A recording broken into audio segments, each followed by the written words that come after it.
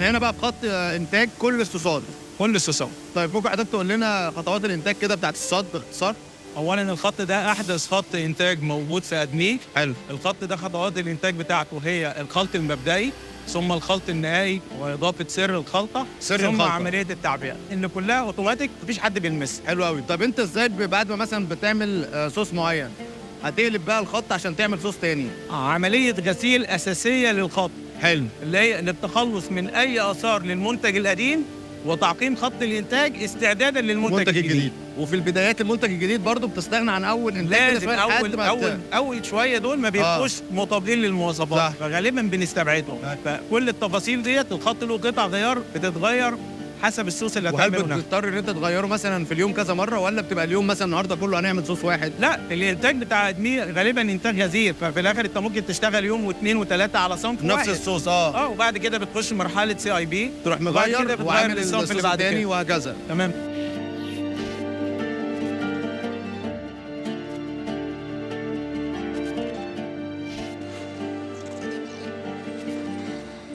ممكن حضرتك تقول لنا خطوات الانتاج بتاعت المربى؟ بص، احنا خطوات الانتاج بقى عندنا بتبتدي من اختيار الفاكهه اصلا. انت لما بتختار الفاكهه بتختارها بالكواليتي اللي انت عايزها، عايزها دهاني، عايزها قطع. الديبند بقى انت بتختار الفاكهه او التصنيع بتاعك بيبقى ازاي. طب احنا زمان كنا يعني كانت امي تقول مثلا اول ما الفاكهه تبدا اللي هي بقى ايه حالتها مش كويسه قوي نعملها مربى، وانتوا كمان لا والله بجد؟ لا او مخزنها او كده. لا احنا بنختارها في اول الموسم مش يعني انتوا بقى الموضوع مش زي ماما. لا احنا مش زي زي ماما. بتجيبوا الحاجات الحلوه يعني. بالظبط. طب ايه افطر المربات اللي هي مطلوبه في السوق؟ مصر عموما الفراوله نمره 1، التين نمره 2، المشمشي نمره 3، واحنا عندنا حاجات اكتر ميكس بيري. حلو. ده حاجه بتبقى جديده عندنا وبنتميز بيها، فعشان كده ده بنصدره بالورد. ما شاء الله. طيب اخترنا الفاكهه، قولي لي بقى كملي خطوات الانتاج. بنضيف الفاكهه بتاعتنا ومعاها السكر ومعاها اديتيف ثانيه الصنعه بتاعتنا. تقدر لنا عليها يعني.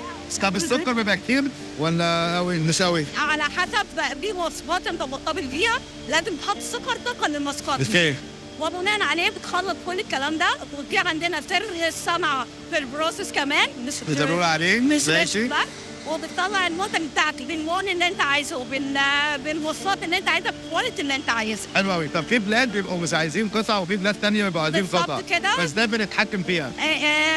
الفاكهه نفسها، يعني في فاكهه بتحطها ان هي قطع، في فاكهه بتضربها شويه. حلو. عشان تقدر تطلعها كريمي. حلو. فانت بقى زي ما قلت لك على اللي عامل العادي. بس انا ملاحظ ان البرطمانات اللي وراها دي كانها عصير، يعني هي بتبقى انت بتعبي على درجه حراره فوق ال 85 عشان تعقم المنتج. اوكي. بعد ما هي لما بتبقى سخنه، يعني انا لو جبت مربى وسخنتها هتبقى عصير.